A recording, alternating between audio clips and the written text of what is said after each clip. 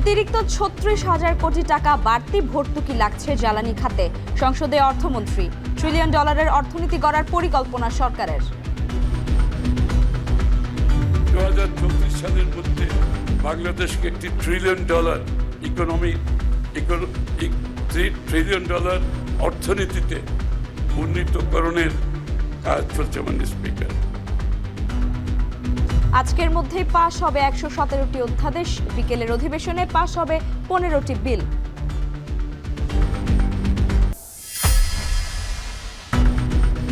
সংসদে সংরক্ষিত নারী আসনে বিএনপির মনোনয়ন ফর্ম বিতরণ শুরু। অগ্রাধিকার পাবে আওয়ামী লীগের আমলে নির্যাতিতরা। যারা ১৭ বছর একনিষ্ঠভাবে দলের দায়িত্ব পালন করতে গিয়ে নির্যাতনের শিকার হয়েছে, হামলা শিকার হয়েছে, মামলা শিকার হয়েছে, দল যেন সেই সকল নারীদেরকে খুঁজে বের করে মূল্যায়িত করে। নারীর সামাজিক নিরাপত্তা বিধান করা, এই বিষয়গুলো নিয়ে আমার কাজ করার ইচ্ছে আছে যদি দল আমাকে মনোনয়ন দেয়। নিত্যপণ্যের বাজারে বাড়ছে চাপ। নববর্ষ ঘিরে বাড়তি চাহিদায় ধরাছোঁয়ার বাইরে ইলিশ, সবজি ও তেলের দামেও ঊর্ধ্বগতি। ইলিশ সবচেয়ে ছোট সাইজ নিয়েছে ১,০০০ টাকা কেজি। রোজা চলে গেছে, আমরা মনে করেছিলাম যে খুব কমবে, সেই জন্য আমরা কম পাচ্ছি না। ১.৫ কেজি ২ কেজির ইলিশ ৪,০০০ টাকা করে কেজি চাচ্ছে।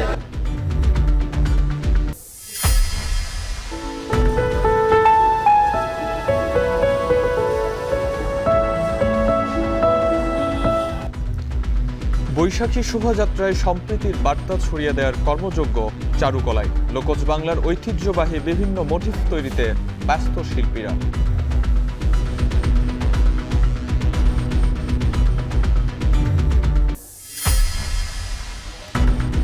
দিনে ১৫টির বেশি জাহাজ হরমুজ প্রণালী দিয়ে যেতে দেবে না ইরান। লেবাননে হামলা থামাবে না ইসরায়েল। ইসলামাবাদে তেহরান ওয়াশিংটন সংলাপের প্রস্তুতি।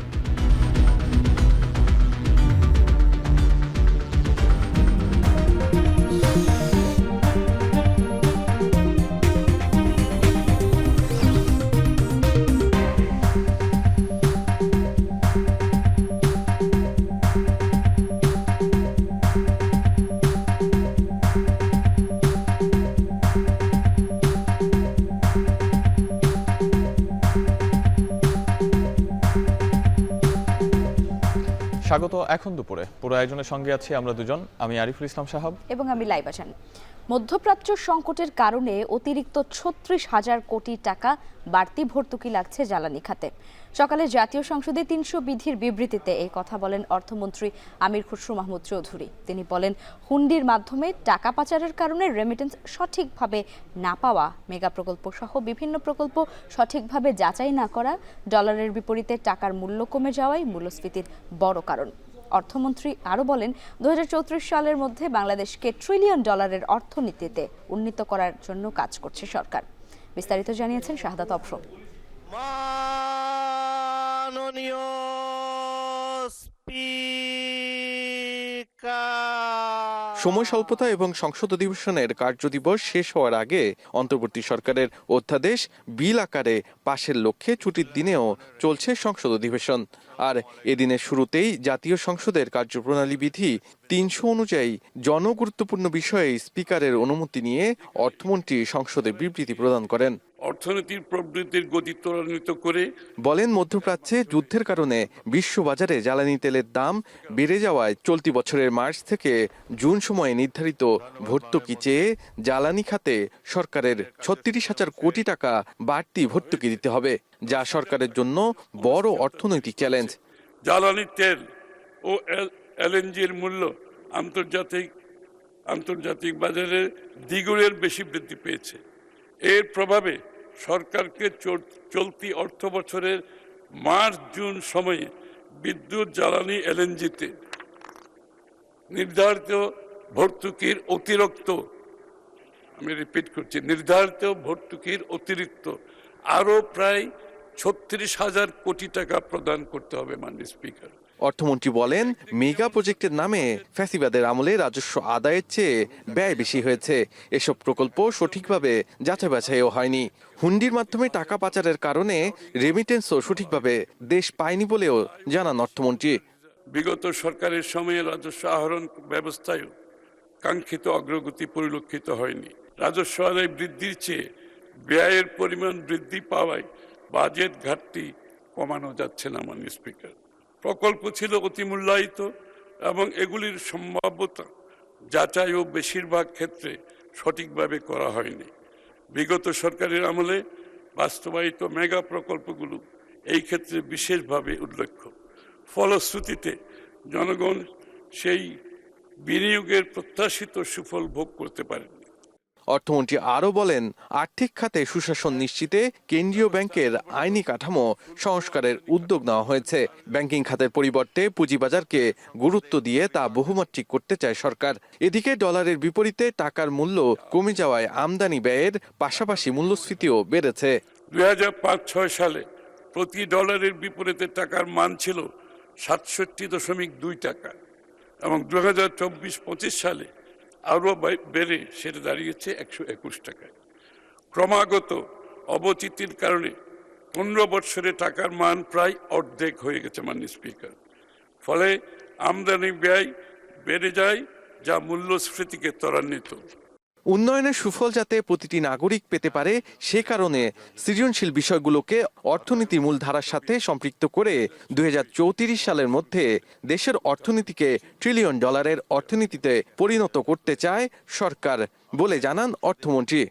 2034 সালের মধ্যে বাংলাদেশকে একটি ট্রিলিয়ন ডলার অর্থনীতিতে উন্নীতকরণের কাজ চলছে মাননীয় স্পিকার। বর্তমান সরকারের মূল লক্ষ্য হলো অর্থনৈতিক গণতন্ত্র। প্রথম পর্বের অধিবেশন শেষে সরকার দলীয় চিফ হুইপ বলেন, আজকের দিনের মধ্যেই সকল বিল উত্থাপিত হবে।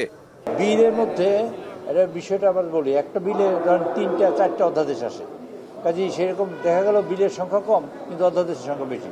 অধ্যাদেশ 117টাই পাস হবে আজকের সন্ধ্যা রাতের সেশনের মধ্যে। মোট 117টি অধ্যাদেশ বিল আকারে পাশ হবার কথা জানান তিনি। সেটা আমরা সেকেন্ড হাফে করতে পারবো। আর শাহাদাত অফরো, এখন ঢাকা। আর 16টা অধ্যাদেশ। ত্রয়োদশ জাতীয় সংসদের সংরক্ষিত নারী আসনের মনোনয়ন ফর্ম বিতরণ ও জমাদান কার্যক্রম শুরু করেছে বিএনপি।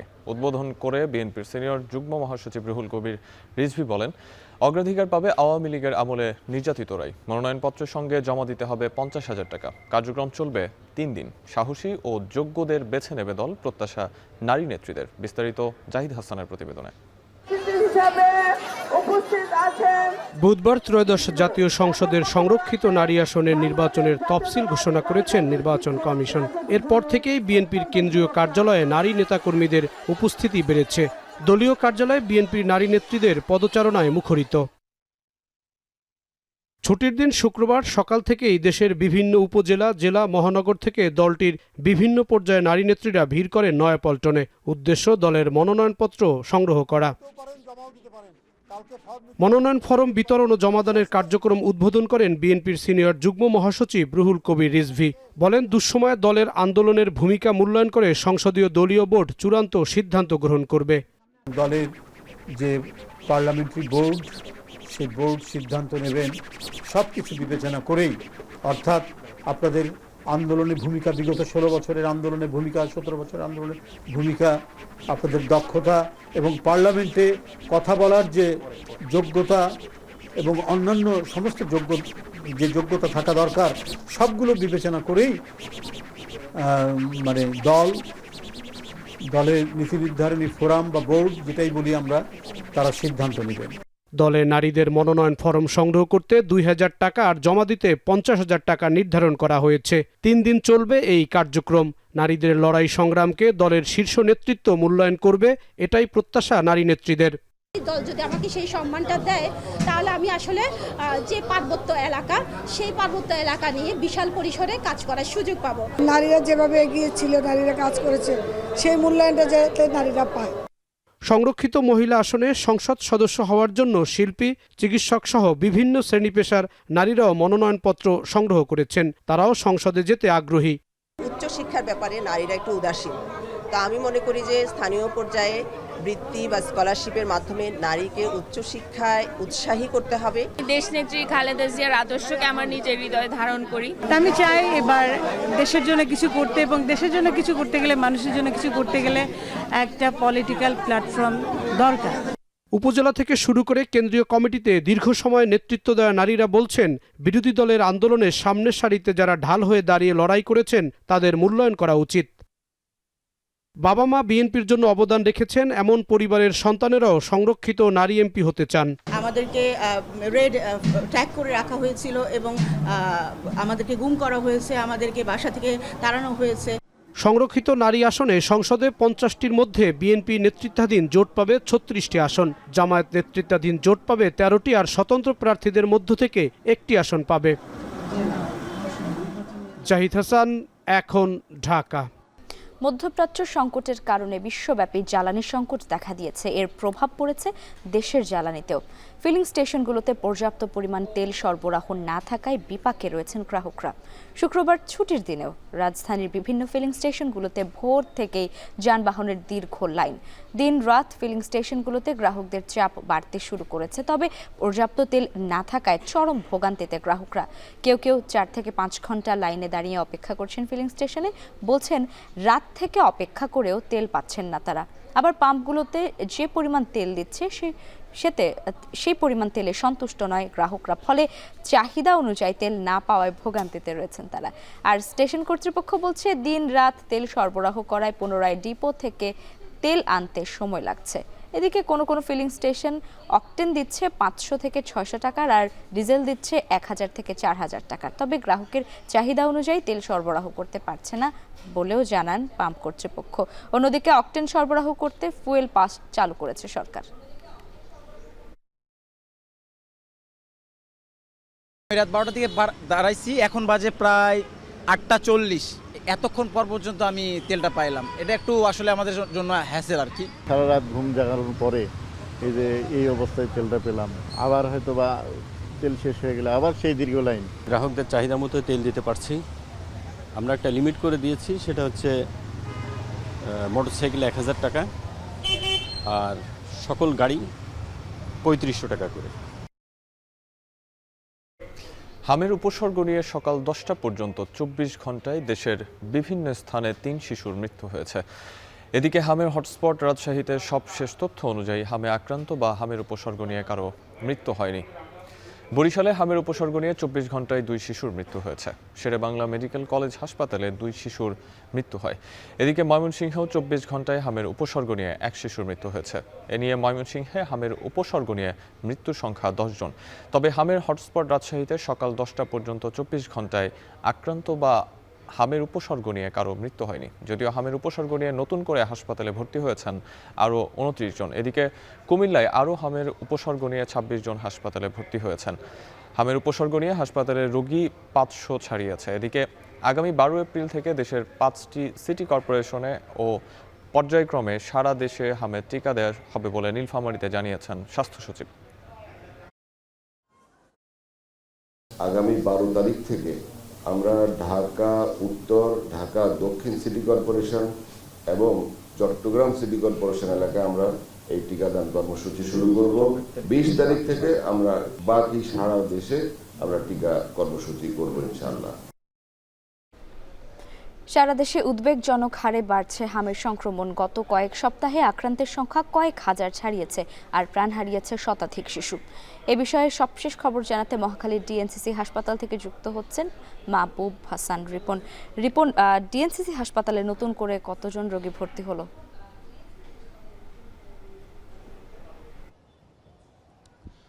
লাইবা আজকে সারাদিনে ডিএনসিসি হাসপাতালে 70 জনের মতো রোগী ভর্তি হয়েছে। গত 24 ঘন্টায় ডিএনসিসি হাসপাতালে প্রায় 150-র বেশি রোগী ভর্তি হয়েছে।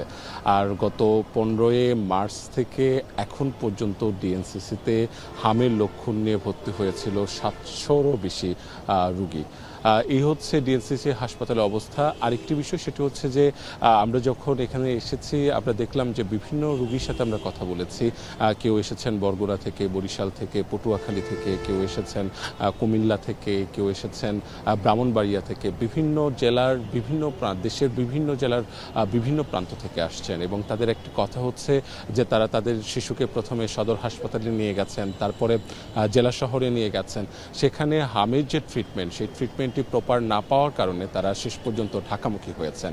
এই প্রশ্নটিও আমরা করেছিলাম ডিএনসিসির যিনি কর্তব্যরত চিকিৎসক ছিল যে জেলাগুলো থেকে কেন এত বেশি রোগী আসছে, ঢাকামুখী হচ্ছে এত বেশি রোগী।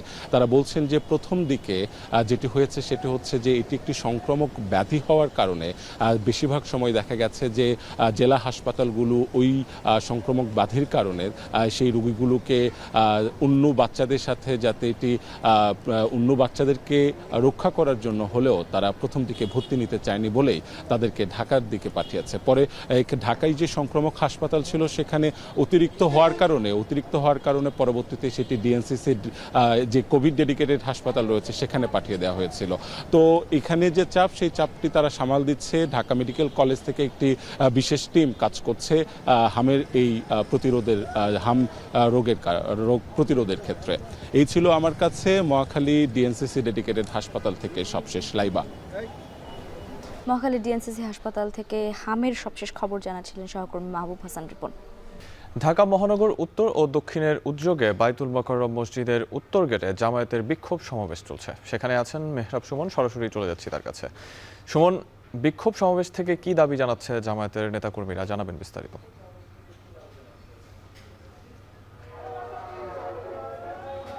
বাইতুল মোকাররম উত্তর গেটে যে মিছিলটি এখন দেখতে পাচ্ছেন তার পূর্বে একটি সমাবেশ হয়েছে এবং এই সমাবেশে বক্তব্য রেখেছেন জামাত ইসলামী সেক্রেটারি জেনারেল মিয়া গোলাম পরোয়ার। তিনি যেটি জানিয়েছেন যে শেরপুর এবং বগুড়াতে গতকাল যে নির্বাচনটি হয়েছে সেই নির্বাচনে যে কারচুপি এবং ভোট জালিয়াতির মাধ্যমে যে নির্বাচনটি করা হয়েছে সেই নির্বাচনটিকে জামাত ইসলাম প্রত্যাখ্যান করেছে এবং পরবর্তীতে যেন এই দুটি নির্বাচন দেওয়া হয় সে দাবি জানিয়েছে। সেই সাথে তারা যেটি বলার চেষ্টা করেছে এখান থেকে যে গণরায় বাস্তবায়নের জন্য 70% মানুষ যে গণভোটে হ্যাঁ ভোট দিয়েছিল, সে গণভোট কেন এখনো গড়িমসি করা হচ্ছে, কেন এখনো সেটি পার্লামেন্টে সমাধান করা হচ্ছে না, সেই প্রশ্ন রেখে তারা যেটি জানানোর চেষ্টা করেছেন যদি সংসদের মাধ্যমে এই গণভোটের রায় কার্যকর করা না হয় তাহলে তারা যে কোনো মূল্যে জনগণকে সাথে নিয়ে এই রায় বাস্তবায়ন করবে। তারা এটিও বলার চেষ্টা করেছে যে বিএনপি জামাত ইসলাম চেয়েছিল যে গণভোট সহ সংবিধান যে সংস্কার, সেই সংস্কার যেন সংসদে এবং তর্ক বিতর্কের মাধ্যমেই একটি সমাধান চলে আসে, কিন্তু তাদের এই সমাধানটি না হওয়ায় তারা রাজপথে নামতে বাধ্য করেছে। সেই সাথে তারা বলার চেষ্টা করেছে যে মিরপুর যে সরকারি কলেজ, সেই সরকারি কলেজে তাদের প্রতি হামলা হয়েছে এবং তাদের কিছু নেতাকর্মী এখনও হাসপাতালে রয়েছে এবং এই হামলার মাধ্যমে তারা যে মেসেজটি দেওয়ার চেষ্টা করেছে সেটি জনগণ রুখে দিয়েছে এবং জনগণ যে মিরপুরে যে চাঁদাবাজি এবং যে দখলদারিত্ব হচ্ছিল তার বিরুদ্ধে একটা অবস্থান নিয়েছে বিধায় বিএনপি এখন তাদের এগেনস্টে মিছিল করেছে এবং তারা সমাবেশ করছে।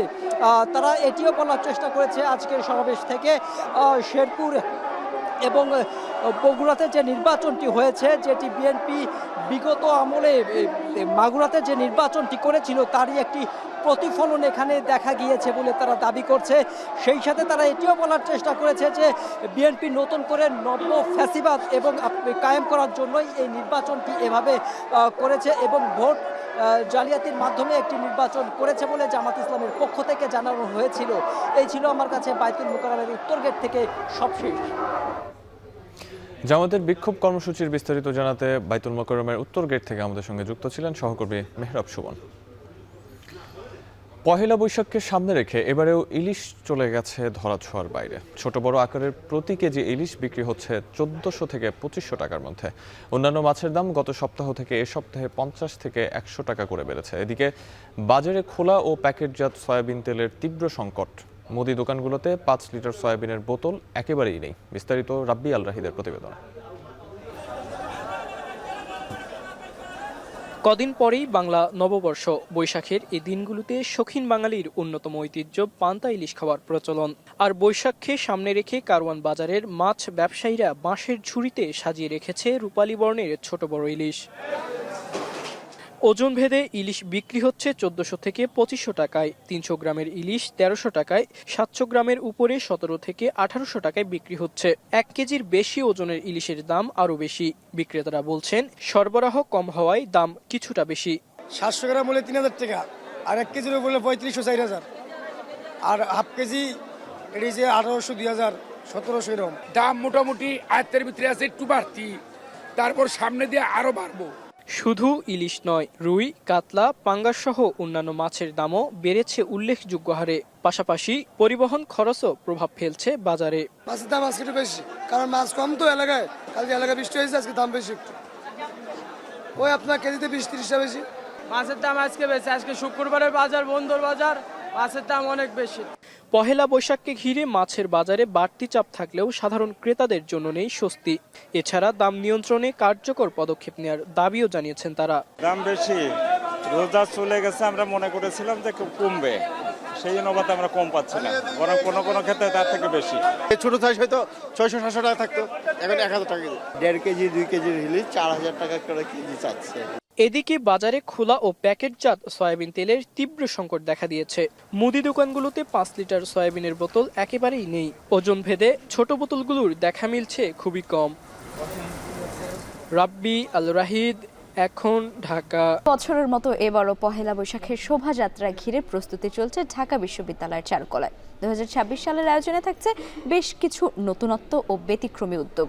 বিভিন্ন কর্মসূচির মধ্য দিয়ে 1433 বঙ্গাব্দ বরণে চলছে নানামুখী প্রস্তুতি। এই নিয়ে বিস্তারিত জানাতে রাজধানীর চারুকলা থেকে এই মুহূর্তে যুক্ত হচ্ছেন শাহরিয়ার জামান পুলক। পুলক, একটু জানাবেন যে চারুকলায় মোটিভ তৈরিতে শিল্পীদের ব্যস্ততা কেমন দেখছেন, আর এবারের নতুনত্বগুলো কি আসলে?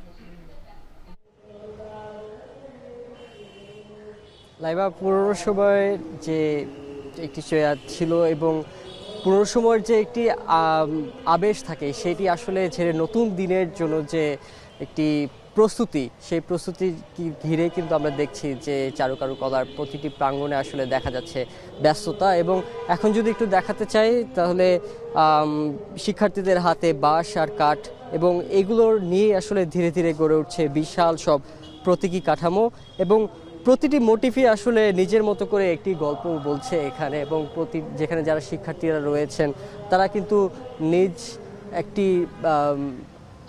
এই যে তাদের মধ্যে যে একটি চেতনা এবং তাদের মধ্যে যে একটি যে মনোযোগ দিয়ে তারা এগুলো প্রতিটি যে মোটিভগুলো আঁকাচ্ছেন বা এগুলো গড়ে তুলছেন, সেগুলোর মধ্যে কিন্তু একটি গল্প লুকিয়ে আছে। এবারের যদি একটু জানিয়ে রাখতে চাই, এবারের শোভাযাত্রায় কিন্তু লোকজ ঐতিহ্যের ছোঁয়ায় তৈরি হচ্ছে মোট প্রধান 5টি মোটিভ, এবং এগুলোর মধ্যে রয়েছে লাল ঝুটির মোরগ এবং বাংলা সুর আর আত্মার প্রতিধ্বনি সেটি দোতারা, এবং ঐতিহ্যে যে ভার বহন করে সেটি সোনারগাঁয়ের কাঠের হাতি এবং শান্তির বার্তা নিয়ে পায়রা, আর চলমান জীবনের প্রতিচ্ছবি জন্য যেটি রয়েছে যে কিশোরগঞ্জের টেপা ঘোড়া। এবং বিশেষ করে একটু বলে রাখতে চাই, এবারের দোতারাকে সামনে রাখা হয়েছে লোকসংস্কৃতির প্রতি শ্রদ্ধা আর বাউল শিল্পীদের প্রতি সম্মান জানাতে।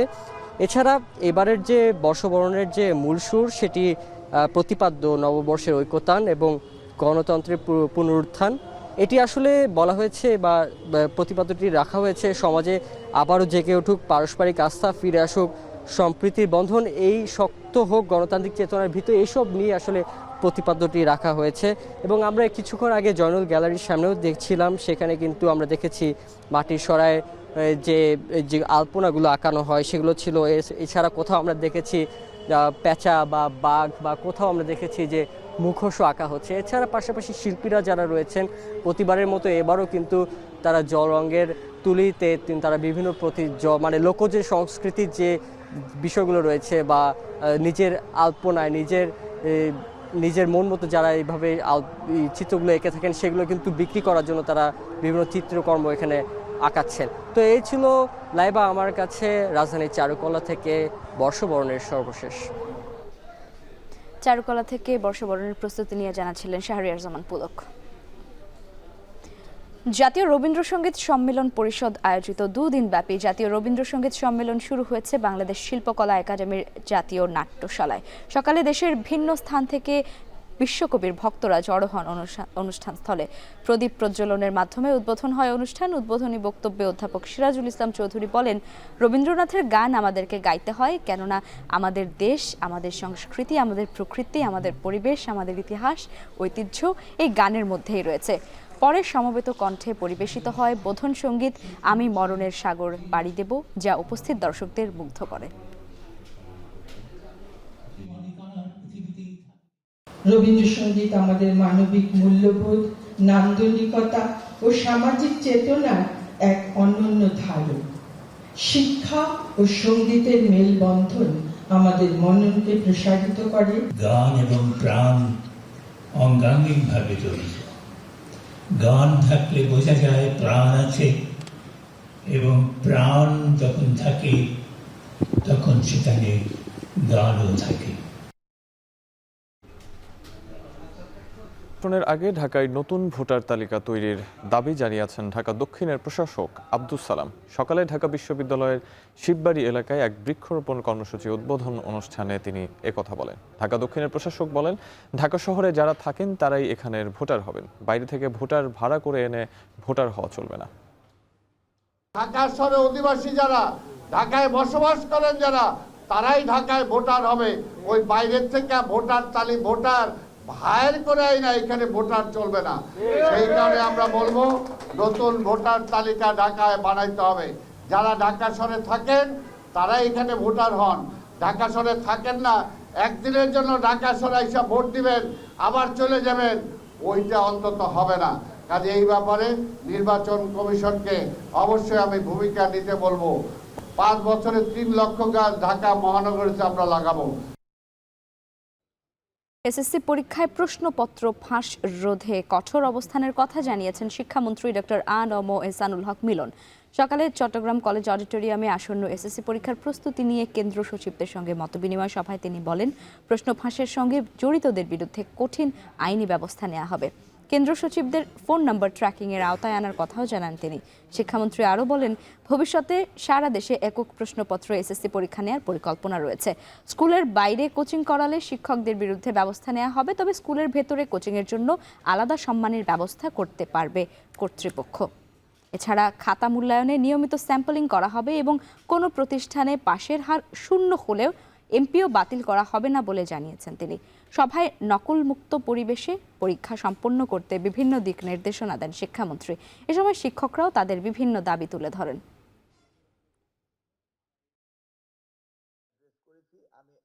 কেন্দ্রের থেকে বাইরে থেকে সহযোগিতা করে নকল দেওয়া হয়, এবং তাদেরকে যদি পুলিশ অ্যারেস্ট করে তাদেরকে কিন্তু কোনো আইনের আওতায় আনা যায় না, কোনো আইন নেই। সেই জন্য 1980 পাবলিক পরীক্ষা অ্যাক্ট এটাও ঢুকানো হয়েছে। প্রশ্নপত্র ফাঁস কোনো অবস্থাতেই আমরা হতে দেব না এবং হতে পারবে না। দেবে না ইরান। যুদ্ধবিরতির পরও লেবাননে ইসরায়েলি হামলা বন্ধ না হয় হরমুজ প্রণালী প্রায় অচল করে রেখেছে দেশটি। যুদ্ধের আগে হরমুজ দিয়ে সাধারণত 120 থেকে 140টি জাহাজ চলাচল করত। এই অবস্থায় বৈশ্বিক জ্বালানি সংকটের দ্রুত সমাধানের আশা ম্লান হয়ে পড়েছে। এদিকে প্রয়োজন হলে হরমুজ প্রণালীতে অভিযানের জন্য ইচ্ছুক বলে জানিয়েছে ন্যাটো। বাকিটা জানাচ্ছেন তৌহিদুর রহমান। মেরিন ট্রাফিক ওয়েবসাইটে শত শত জাহাজ আটকে থাকার এই দৃশ্যটি হরমুজ প্রণালীর। যুক্তরাষ্ট্র ইরানের মধ্যে চলমান 2 সপ্তাহের জন্য যুদ্ধবিরতির ঘোষণার পরও গুরুত্বপূর্ণ এই নৌরুট দিয়ে মাত্র হাতে গোনা কয়েকটি জাহাজ চলাচল করছে, যা ইতিহাসে অন্যতম ভয়াবহ বৈশ্বিক জ্বালানি সংকটটির দ্রুত সমাধানের আশা ম্লান করে দিয়েছে। বাজার গবেষণা সংস্থা কেপলারের দেয়া তথ্য বলছে, বুধবার মাত্র 5টি জাহাজ হরমুজ প্রণালী অতিক্রম করেছে, যা আগের দিনের 11টির তুলনায় অনেক কম। আর বৃহস্পতিবার 7টি জাহাজ চলাচল করেছে। লেবাননে ইসরায়েলি হামলা বন্ধ না করায় প্রণালীটি কার্যত অচল করে রেখেছে ইরান, যার কারণে 3 শতাধিক তেলবাহী ট্যাঙ্কার সহ 600টির বেশি জাহাজ এখনও পারস্য উপসাগরে আটকা পড়ে আছে। এরই মধ্যে হরমুজ প্রণালী দিয়ে দৈনিক 15টি জাহাজ চলাচল করতে দেবে বলে যুক্তরাষ্ট্রকে কঠোর শর্ত দিয়েছে ইরান।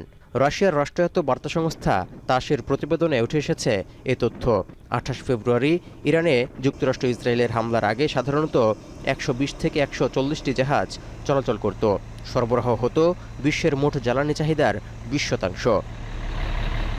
যুদ্ধবিরতির ঘোষণার পর তেলের দাম ব্যাপকভাবে কমে গেলেও হরমুজ প্রণালী ইস্যুতে অমীমাংসিত থাকায় আবারও ঊর্ধ্বমুখী জ্বালানির দাম।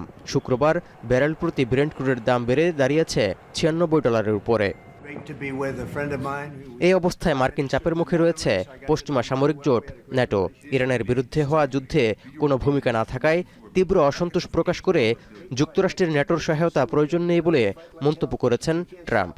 দিয়েছেন গ্রিনল্যান্ড দখলের হুমকিও। এমন পরিস্থিতিতে ন্যাটো প্রধান মার্ক রুট জানালেন, প্রয়োজন হলে হরমুজ প্রণালীতে অভিযানের জন্য ইচ্ছুক ন্যাটো। তৌহিদুর রহমান, এখন বিশ্ব। ওয়েবসাইটে দেখতে ভিজিট করুন এখন.tv।